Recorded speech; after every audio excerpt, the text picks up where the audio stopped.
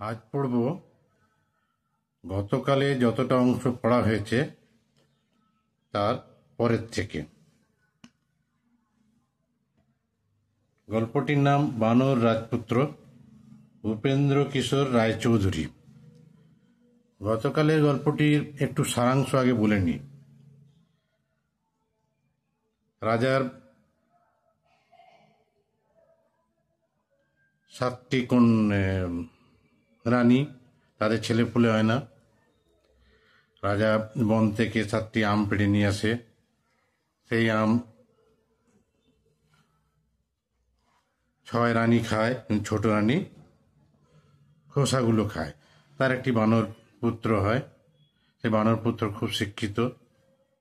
সবাই বড় হলে রাজা সে পুত্রদের বিয়ে দেওয়ার ব্যবস্থা করছে। এই রাজপুত্ররা এবার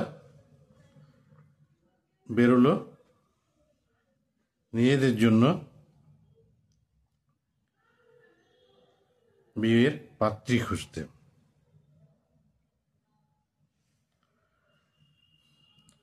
তারপর 6 রাজপুত্র সেজে গুজে টাকা কড়ি সঙ্গে নিয়ে ঘোড়ায় চড়ে নানান দেশ দেখতে বেরোলো। তা দেখে বানর তার মাকে গিয়ে বলল, মা, আমিও যাব। তার মা বললেন, তুমি কি করতে যাবে?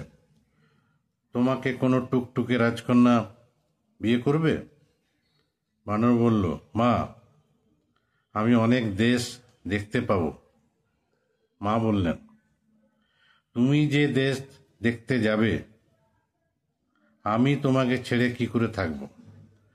বানর বলল, আমি দেখতে দেখতে ফিরে আসব, তোমার পায়ে পড়ি মা, আমাকে যেতে দাও।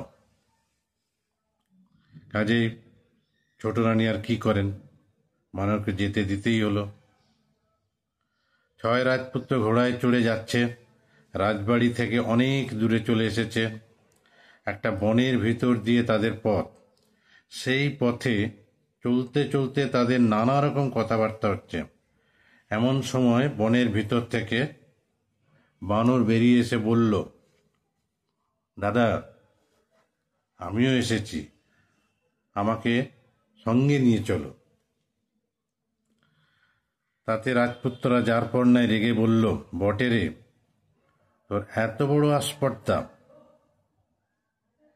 আমরা রাজকন্যা বিয়ে করে আনতে যাচ্ছি বলে তুইও তাই করতে যাবি? দাঁড়া, তোকে দেখাচ্ছি। এই বলে তারা বানরকে মারতে মারতে আধমরা করে একটা গাছে বেঁধে রেখে চলে গেল। সেই বনে ছিল একদল ডাকাত। তারা দেখল যে 6 জন রাজপুত্র ভারী সাজ করে টাকা কড়ি নিয়ে ঘোড়ায় চড়ে যাচ্ছে। দেখেই তো তারা মারমার করে চারিদিক থেকে তাদের ঘিরে ফেলল। রাজপুত্ররা ভয়েই জড়সড়। তলোয়ার খুলবার কথা তাদের মনেই নেই। তাদের টাকা কড়ি, ঘোড়া, পোশাক সব শুদ্ধ। তাদের হাত পা বেঁধে নিয়ে যেতে তাদের 2 মিনিটও লাগলো না। রাজপুত্রদের ধরে নিয়ে খানিক দূরে এসেই ডাকাতরা দেখল পথের ধারে একটা বানর বাঁধা রয়েছে। তাকেও তারা সঙ্গে করে নিয়ে চলল। বানর যেন তাতে বেশ খুশি হয়ে লাফিয়ে লাফিয়ে তাদের সঙ্গে যেতে লাগলো। তা দেখে ডাকাতরা ভাবল, বুঝি কারু পোষা বানর, কাজেই তাকে আর তারা তেমন করে বাঁধল না। এই বনের ভেতরেই ডাকাতদের ঘর। সেদিন তাদের বড্ড পরিশ্রম হয়েছিল, তাই রাজপুত্রদের নিয়ে সন্ধ্যার সময় ঘরে ফিরে এসে মানন শুদ্ধই 6টি ভাইকে একটা জায়গায় ফেলে রেখে তারা খাওয়া দাওয়া করে ঘুমিয়ে পড়ল। যখন খুব করে তাদের নাক ডাকতে লেগেছে তখন বানর চুপি চুপি করে নিজের বাঁধন দাঁত দিয়ে কেটে তাড়াতাড়ি গিয়ে রাজপুত্রদের বাঁধন খুলে দিয়েছে। তখন আর তারা বানরকে ফেলে যাবে কোন লাজে, কাজেই তাকেও সঙ্গে করে জিনিসপত্র নিয়ে ঘোড়ায় চড়ে অমনি তারা প্রাণপণে ছুট দিল। ডাকাতেরা কিছু টের পেল না। ডাকাতদের ওখান থেকে পালিয়ে রাজপুত্ররা প্রাণপণে ঘোড়া ছুটিয়ে যেতে লাগলো। ভোরের আগে আর তারা কোথাও থামল না। সকালে তারা দেখল যে তারা ভারী চমৎকার একটা শহরে এসে উপস্থিত হয়েছে। সে খুব বড় এক রাজার দেশ। তার বাড়ি দূর থেকে দেখা যাচ্ছে যেন একটা ঝকঝকে সাদা পাহাড়। ছয় রাজপুত্র সেই বাড়ির কাছে গিয়েই টকটক করে ঘোড়া হাঁকিয়ে তার ভিতরে ঢুকে পড়ল। দারোয়ানেরা তাদের পোশাক আর ঘোড়ার সাজ দেখে জড়সড় হয়ে দাঁড়িয়ে তাদের সেলাম করল, আর কিছু বলল না। বানর কিন্তু জানে যে সে সেখানে গেলেই তাকে ধরে ফেলবে, তাই সে রাজবাড়ির পিছনের দিকে গিয়ে খিড়কির পুকুরের ধারে শুয়ে রইল। সেই দেশের রাজারও ছিল 7 রানী। তাদের বড় 6 জন ছিল ভারী হিংসুক আর দেখতে বিশ্রী, আর ছোটটি ছিলেন পরীর মতো সুন্দর আর বড় লক্ষ্মী।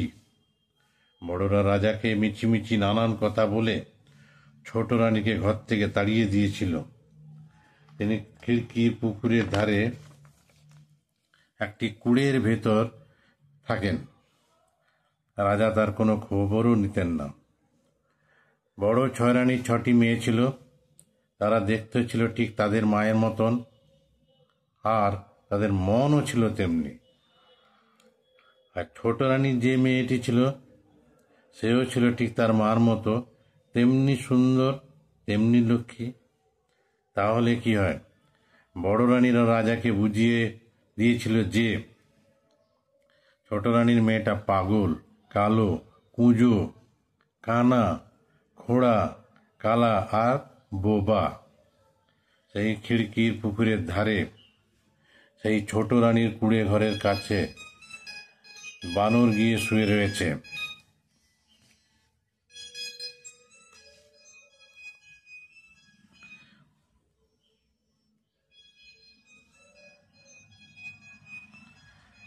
খানিক বাদে বড় রানীদের 6 মেয়ে 6টি ঘটি নিয়ে সেখানে স্নান করতে এলো। ছোট রানীর মেয়েটিও তার ছোট্ট ঘটিটি নিয়ে এলো। তারা স্নান করে চলে আসার সময় সেই মেয়েটির ঘটি থেকে কেমন করে খানিকটা জল বানরের গায়ে পড়ে গেল। অমনি বড় রানীদের 6 মেয়ে হাততালি দিয়ে চেঁচিয়ে বলতে লাগলো, ও মা, ও মা, তোমরা দেখো এসে ছোট রানীর মেয়ে বাঁদরটাকে বিয়ে করেছে।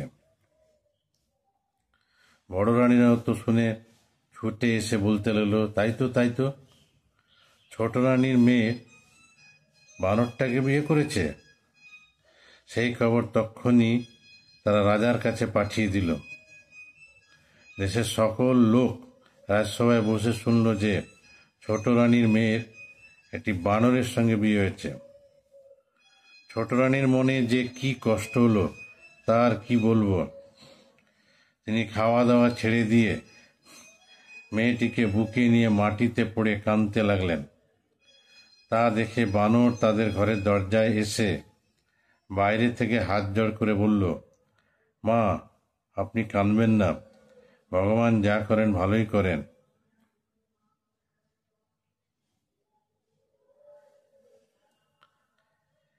এ থেকেও আপনাদের ভালো হতে পারে। বানরকে মানুষের কথা কইতে দেখে রানী উঠে বসলেন। তার মনের দুঃখ যেন কোথায় চলে গেল। সেই থেকে বানর তার ঘরের কাছে গাছের উপরে থাকে আর প্রাণপণে তার সেবা করে। রানী যখন শুনলেন যে সে রাজপুত্র, তখন সে যে বানর সে কথা তিনি ভুলে গেলেন। তার মনে হলো যে এমন ভালো আর বুদ্ধিমান লোক আর মানুষের ভিতরে নেই। এদিকে হয়েছে কি, সেই 6 রাজপুত্র রাজার বাড়িতে ঢুকে একেবারে তার সবাই এসে হাজির হয়েছে।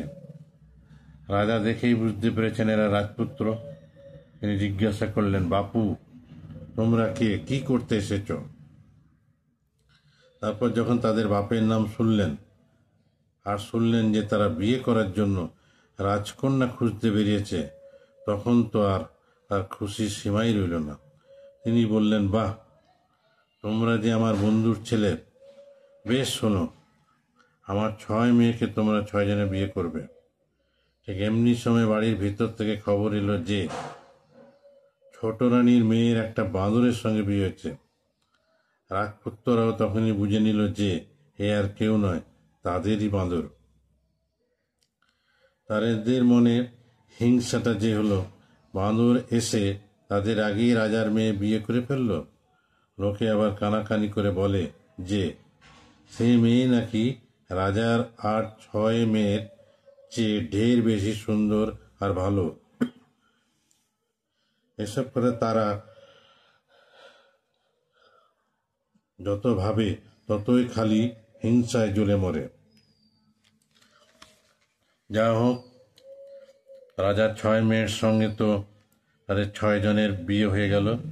তারপর ঝকঝকে ময়ূরপঙ্খী সাজিয়ে ঢাক ঢোল বাজিয়ে তারা বউ নিয়ে দেশে চলল। বানরও একটি ছোট নৌকায় করে তার স্ত্রীকে নিয়ে তাদের পিছু পিছু চলেছে।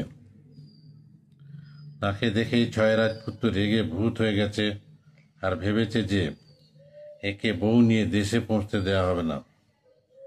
মুখে কিন্তু ভাই ভাই বলে ভারী আদর দেখাতে লাগলো, যেন তাকে কতই ভালোবাসে। শেষে যখন বাড়ির কাছে এসেছে, তখন রাতের ঘুমের ভেতরে বেচারার হাত পা বেঁধে তাকে জলে ফেলে দিল। ভাগ্যিস ছোট বউ টের পেয়ে তাড়াতাড়ি একটা বালিশ ফেলে দিয়েছিল, আর তাই ধরে অনেক কষ্টে সে কোনো মতে ডাঙায় উঠল। তাইলে সে যাত্রা আর উপায়ই ছিল না। তারপর সকালবেলায় নৌকা এসে ঘাটে লাগলো। রাজা খবর পেয়ে ছেলে বউদের আদর করে ঘরে নিতে এলেন। 6 ছেলে এসে তাকে প্রণাম করল। রাজা তাদের জিজ্ঞাসা করলেন, আমার বানর কই? তারা বলল, সে জলে ডুবে মারা গিয়েছে। বানর তো মরেনি, সে নদীর ধারে ধারে তাদের আগেই ঘাটে এসে গাছের আড়ালে লুকিয়েছিল। ওরা সে জলে ডুবে মারা গেছে বলতেই বানর আড়াল থেকে বেরিয়ে এসে রাজাকে প্রণাম করে বলল, আমি মরিনি বাবা, ওরা আমার হাত পা বেঁধে আমাকে জলে ফেলে দিয়েছিল, আমি অনেক কষ্টে ভেসে এসেছি। তখন তো রাজপুত্রদের মুখ চুন। রাজা ভয়ানক রেগে তাদের বললেন, বটে, তোদের এই কাজ, দূর হ তোরা আমার দেশ থেকে, আর তোদের মুখ দেখব না। এই বলে দুষ্ট ছেলেগুলিকে তাড়িয়ে দিয়ে রাজা যার পর নাই আদরের সহিত বানর আর ছোট বউকে ঘরে নিয়ে এলেন।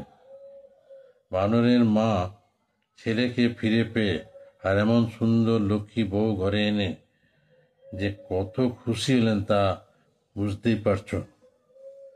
তারপর খুব সুখেই তাদের দিন কাটতে লাগলো। এর মধ্যে হয়েছে কি, বৌমা দেখলেন যে বানর শুধু দিনের বেলায় বানর সেজে বেড়ায়, রাত্রে সে বানরের ছাল খুলে ফেলে দেবতার মতো সুন্দর মানুষ হয়। এই কথা তিনি ছোট রানীকে বললেন। ছোট রানী আবার রাজাকে জানালেন। রাজা তা শুনে ভারী আশ্চর্য হয়ে বললেন, বৌমা, তুমি এক কাজ করো, আজ রাতে যখন সে বানরের ছাল খুলে ঘুমোবে, তখন তুমি সেই ছালটা পুড়িয়ে ফেলবে। সেদিন বানরের শোবার ঘরের পাশে ঘরে মস্ত আগুন জেলে রাখা হলো। বানর তা জানতে পারল না। তারপর রাতে যেই ছাল খুলে রেখে সে ঘুমিয়েছে, অমনি রাজকন্যা চুপি চুপি নিয়ে সেটাকে সে আগুনে ফেলে দিয়েছেন। সকালে বানর উঠে দেখে তার ছাল নেই। তখন সে তো ধরা পড়ে গিয়ে খুবই ব্যস্ত হলো, কিন্তু ব্যস্ত হয়ে কি হবে, আর বানর হওয়ার জো নেই। দেখতে দেখতে সেই খবর দেশময় ছড়িয়ে পড়ল, আর ছেলে বুড়ো সকলে ছুটে এসে সব দেখে শুনে ধেই ধেই করে নাচতে লাগলো। গল্পটি এখানেই শেষ হলো। এরকম আমি আরও অনেক বলবো আস্তে আস্তে ধীরে ধীরে। ধন্যবাদ।